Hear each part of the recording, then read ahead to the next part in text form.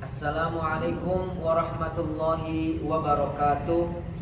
Bismillah walhamdulillah wassalatu wassalamu ala rasulillah Sayyidina wa maulana Muhammad ibn Abdillah. La hawla wa la quwwata illa billah, amma ba'du.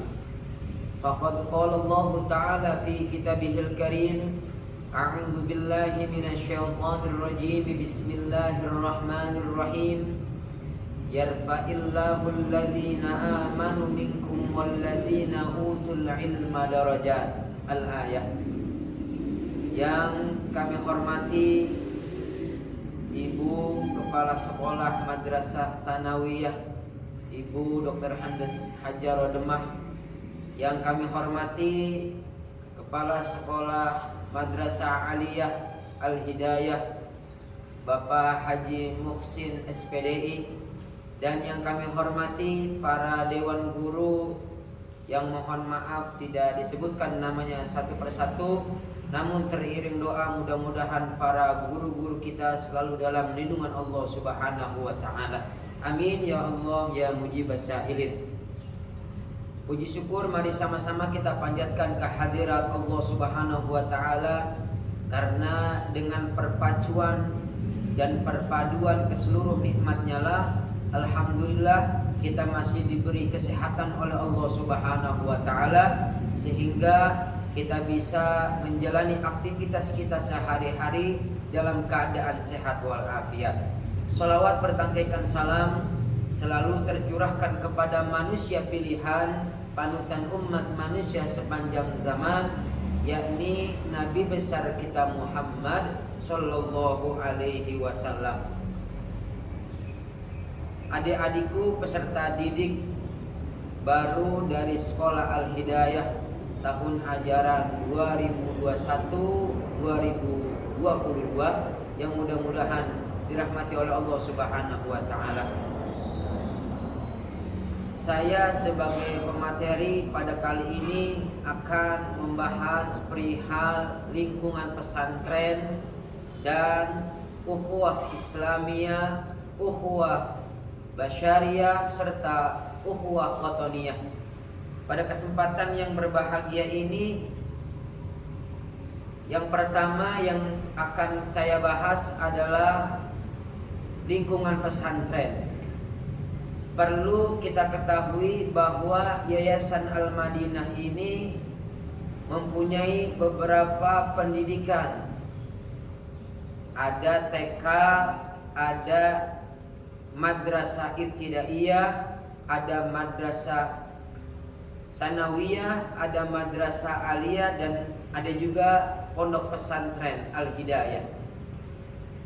Namun yang akan saya bahas pada kesempatan kali ini adalah pesantren, bahwa Madrasah Al-Hidayah mempunyai juga pesantren bagi adik-adik peserta didik baru yang ingin mengikuti program pesantren. Silakan daftarkan ke pesantren. Mudah-mudahan dengan kita mengikuti pelajaran-pelajaran yang ada di pesantren, agamanya kita dapat dan dunianya juga dapat. Amin ya Allah ya mujibas sa'ilin. Di pesantren ini juga banyak sekali kegiatan-kegiatan. Di antaranya ada kajian kitab-kitab kuning, ada tahfidzul Quran, ada muhadharah atau latihan berpidato, dan ada juga pengajian umum di setiap malam Selasa setiap minggunya. Dan kegiatan di pesantren dari mulai ba'da subuh, dilanjut pengajian, setelah itu kita sarapan, dilanjut lagi kita siap-siap untuk sekolah pagi sampai jam 1:30 pulang sekolah kita istirahat, sholat asar berjamaah, lanjut pengajian asar, jam 5 selesai kita makan sore, lanjut kita persiapan untuk melaksanakan sholat maghrib berjamaah. Setelah sholat maghrib berjamaah, kita masuk ke kelas untuk belajar kitab kuning atau Al-Quran dan pelajaran-pelajaran yang lain. Dan guru-guru yang mengajar di pesantren adalah yang pertama pengasuhnya Mukarramul Muhtaram Kiai Haji Zaki Mubarak, dan pengajarnya di sana ada Ustadz Rafiuddin Hasbullah STHI, ada Ustazah Jumaryati, ada Kiai Ahmad Rohili, ada juga Ustazah Konita Rahmawati, dan guru-guru yang lain yang alhamdulillah sudah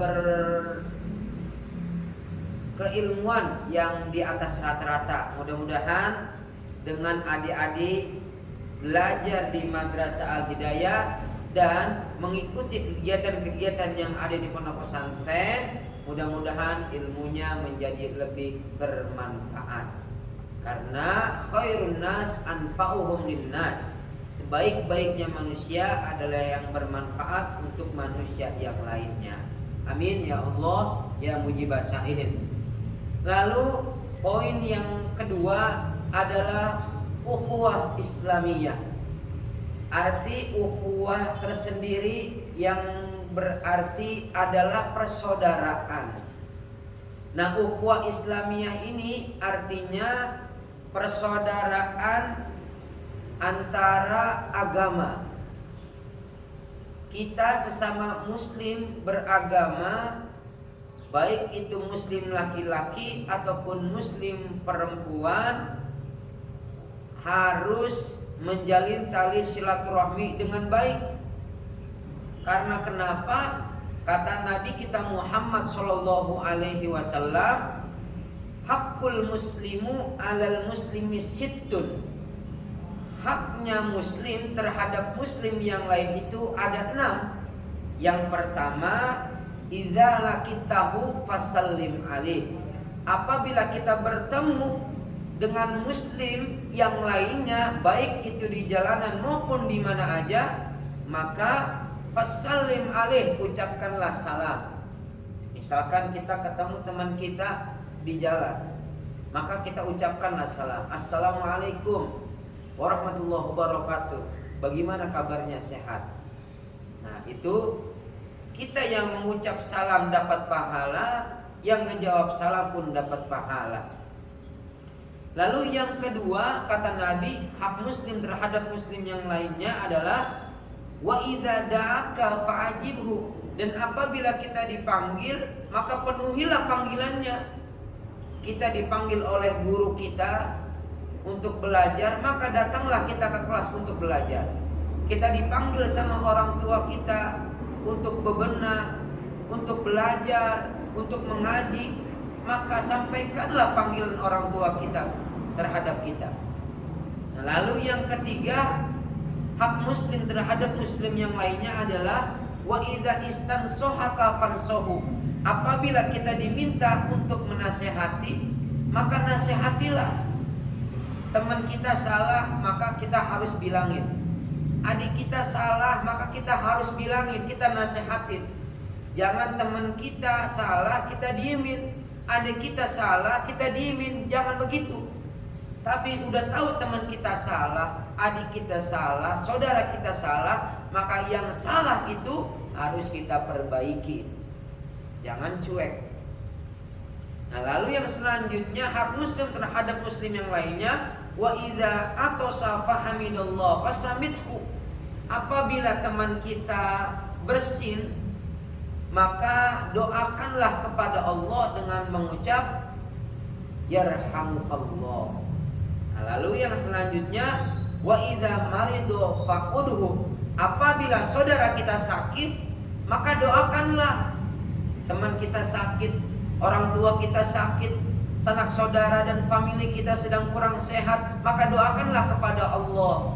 Semoga dengan kita berdoa kepada Allah, segala penyakit yang dideritanya mudah-mudahan Allah angkat semuanya. Lalu yang terakhir, hak muslim terhadap muslim yang lainnya, kata Nabi, wa idza mata fatba'u. Apabila saudara kita, orang tua kita, teman kita, guru-guru kita telah meninggal dunia, fatba'u, maka doakanlah, ikuti ke kuburannya, bacakan doa kepada si mayit. Maka dengan kita mendoakan si mayit, mudah-mudahan kita nanti tak kala kita meninggal dunia, kita bakal didoakan sama orang yang masih hidup. Karena kenapa? Jangan harap kita bisa didoakan dengan orang yang masih hidup nanti tak kala kita sudah meninggal dunia. Kalau sekarang saja, kalau kita masih hidup, saudara kita meninggal dunia, kita nggak mau ngedoainnya. Maka jangan harap kita bisa didoakan nanti kalau kita sudah meninggal dunia. Oleh karena itu, mumpung kita masih sehat, masih hidup, kalau ada saudara kita yang meninggal dunia, maka doakanlah. Maka nanti tak kala kita meninggal dunia, kita bakal didoakan oleh orang yang masih hidup. Nah, itulah ukhuwah Islamiyah. Lalu yang kedua, ukhuwah basyariyah, yang artinya persaudaraan yang dilandasi atas dasar kemanusiaan. Jadi sebagai umat Islam, kita harus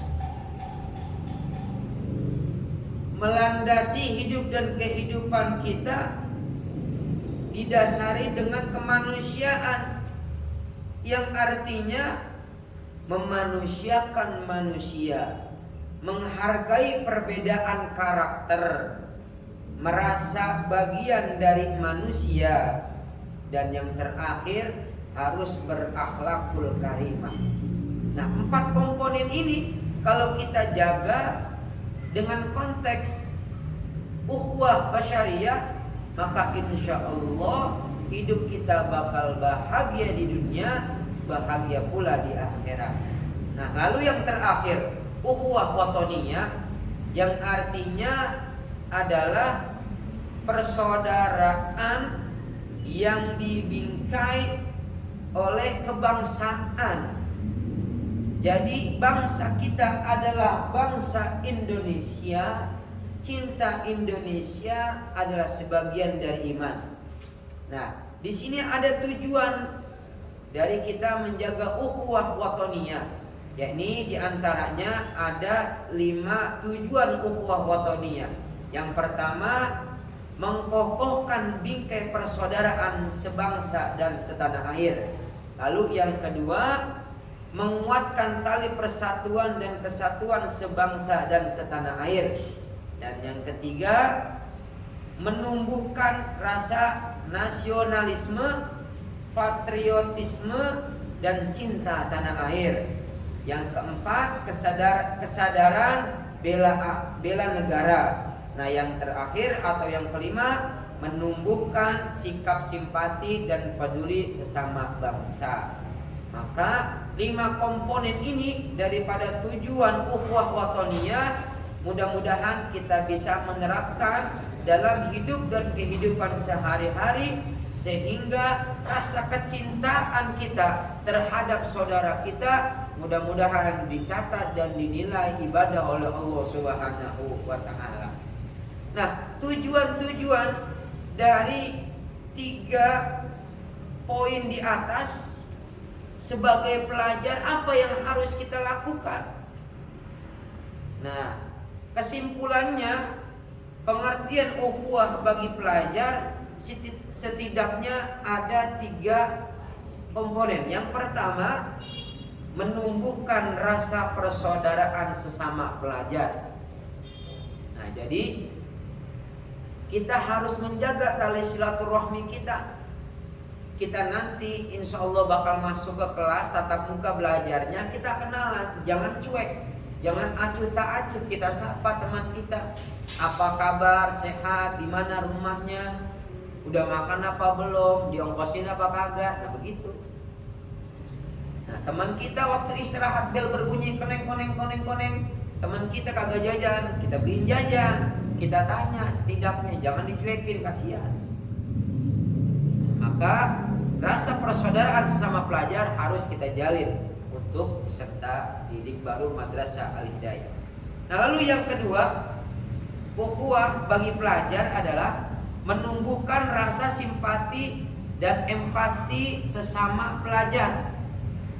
Nah, yang tadi saya katakan, kita harus simpati dan empati terhadap teman-teman kita.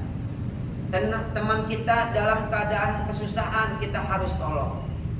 Teman kita sakit lama tidak masuk kelas karena uzur berhalangan masuk kelas, masuk sekolah. Kita jenguk ke rumahnya bareng-bareng. Kita tanya, jangan cuek, jangan acuh tak acuh. Nah, lalu pentingnya ukhuwah bagi pelajar yang ketiga, menumbuhkan persaingan yang sehat dan kompetitif antar pelajar. Nah, jadi kita di sini harus bersaing. Teman kita belajarnya sungguh-sungguh, kita harus lebih sungguh-sungguh dari teman kita. Teman kita sudah bisa matematika, kita harus lebih bisa daripada teman kita. Teman kita sudah bisa bahasa Inggris, kita harus lebih bisa daripada bahasa Inggris. Teman kita sudah paham pelajaran bahasa Arab, pelajaran biologi, geografi, dan pelajaran-pelajaran yang lainnya, maka belajarnya kita harus lebih daripada teman kita yang sudah bisa. Itulah merupakan persaingan yang sehat. Jangan teman kita sudah pintar matematika, pintar bahasa Arab, paham Al-Quran, paham pelajaran-pelajaran yang sudah diajari oleh guru-guru, kita malah hujat dia, malah caci maki dia, kita kata-katain dia. Maka jangan sampai kita seperti itu. Maka kalau ada teman yang lebih pintar dari kita, maka kita bilang sama teman kita, mari kita duduk bersama, kita belajar bersama, kita bersaing dengan sehat untuk belajar menuntut ilmunya Allah Subhanahu wa ta'ala. Amin ya rabbal alamin. Baik para adik-adikku, peserta didik baru Madrasah Al-Hidayah yang saya cintai.